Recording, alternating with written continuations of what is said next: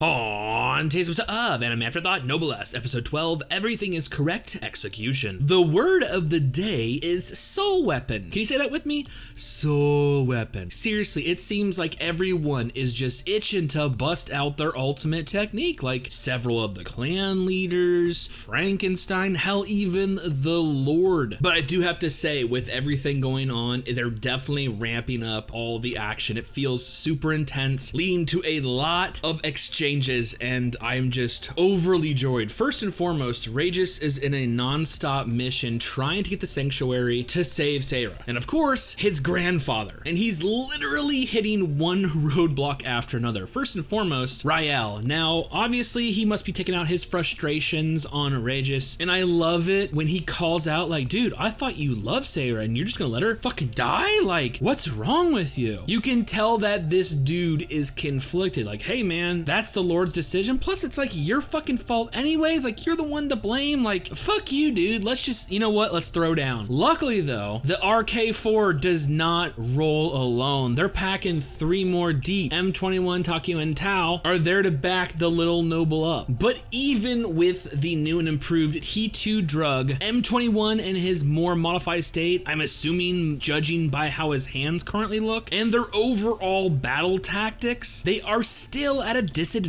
when taking on a noble. I have to give props where props are due though, setting up the strategy of utilizing the bullets as an like electrical barrier, trapping Rael inside, like that was some sneaky shit right there, but you pretty much sealed your fate, pissing him off to the point where he literally summons his soul weapon, like dude. But also in doing that, everyone can sense this soul weapon summoning, so it calls forth our true fight, our true battle, the elder brother of the Kurtia clan, Rajak, as well as Frankenstein. And this is where the battle truly picks up pace, where Rajak is summoning his own soul weapon, the Kartos, and we do know for a fact now that their father, the one that literally trained Frankenstein to use his ability, did in fact split his soul weapon, which is unheard of and technically not permitted. So although Rajak is showing off some amazing abilities, basically using shadow clone jutsu to make multiples of himself, or the after image technique if you're a Dragon Ball Z fan, creating a gang of doppelgangers, he falls short when compared to Frankenstein. So Rael was like, dude, I'll give up my soul weapon to you. You can use that power and defeat, you know, Frankenstein, defeat your opponent. Something he is adamantly against. I mean, not only is this dude noble as fuck, he's actually honorable. When Rael takes an opportunity to launch an attack at the defenseless M21, Takio, and Tao, and Frankenstein intervenes and Rajak actually gets a hit on him, the dude literally cuts himself like, hey, now we're even. Without my brother's interference, you wouldn't have, you know, even got scratched. So it's like, this dude is noble as fuck. He's like, you know what? Father broke these weapons up for a purpose. Each of us has a mission. Like, this is one clan leader I can actually vibe with. Now, on the topic of nobly nobles, next up on Get Into Regis's Way is Carius. And it seems once again we have a honorable noble, a man who seems concerned with Regis's well-being, puts him through a little test of his convictions. You'll need to get past me, otherwise you'll never make it to the Lord. It seems right now all of the nobles have this internal conflict from the Lord's commandment against their own beliefs, and you see it come out in this. I absolutely loved, you know, the end punch where like, hey man, keep your promise as long as I get one hit on you, and boom, tags him right in the side. Last but not least of our clan leader conflicts, Sarah is taking on Rosaria, both unleashing their soul weapons like right off the back. Like, you can tell how desperate Sarah is to help Getchagel, but this chick's soul weapon, Blood Witch, not only is it fucking creepy, but it looks like to be overpowering Sarah, and eventually does, which leads to her recapture. But you can tell there's a moment of hesitation in Rosario when she's like, you know what, if you return to your cell, I will not mention this at all. But Sarah is a woman on a mission, and unfortunately it just doesn't come to fruition as we see her and Getchagel let her cuffed in front of the Lord. Now I'm gonna be honest, I think one thing that anime has perfected beyond any other medium is the death smile. Literally confronted by one's mortality, standing on that precipice, any normal person would feel the crashing waves of 1,000 emotions all hitting them at once. Fear, regret, denial, anger. So when you see someone smile, you're really taken aback. I gotta love old man Getchagel in today's episode. What I said last week, how Rascaria made this whole ordeal with Rizal personal. He called her out on it, literally faced with eternal sleep. But he's not demeaning her. He's using this as another teachable lesson. As we heard from all of the clan leaders, he's basically their surrogate father, their sensei. He's calling her out, but only to highlight her weakness. The fact that because you've made this so personal, because this is an emotional decision, you're not the true Lord. The true Lord is to bring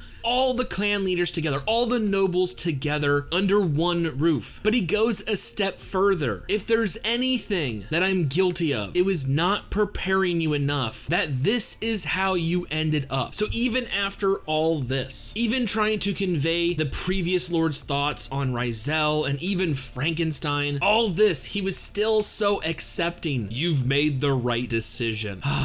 This is one badass peepaw. And the only thing we are missing at this point in the story is our hero breaking down the doors, there to save lives and save the day. And as if luck would have it, who shows up at the very last moment? Well, I have no fucking clue, because as we see in the post-credit scene, it's not Rizal. He's actually in the wrong fucking room. That is how you do fucking comedy. That is subtle, and it literally puts a different spin on the final scene of the actual main episode. That's actually fucking funny. I laughed out loud. But anyways, we know that Rizal is officially in the sanctuary. He is on the noble's home turf, and I can only think of one thing: how to end off season 1, and that is a clash between Rizal and Rascaria. Judging by what we've seen so far when it comes to the fight animation, this is where they need to blow their load. I mean, this is the penultimate episode. They need to put all their effort into the finale. Fingers crossed that is what we get. I am beyond excited. Like, this series, I'll wait till next episode to actually explain my thought on this series, but so far it has been fucking phenomenal. So with all that being said, and hopefully a climactic season finale, I honestly cannot wait for future episodes.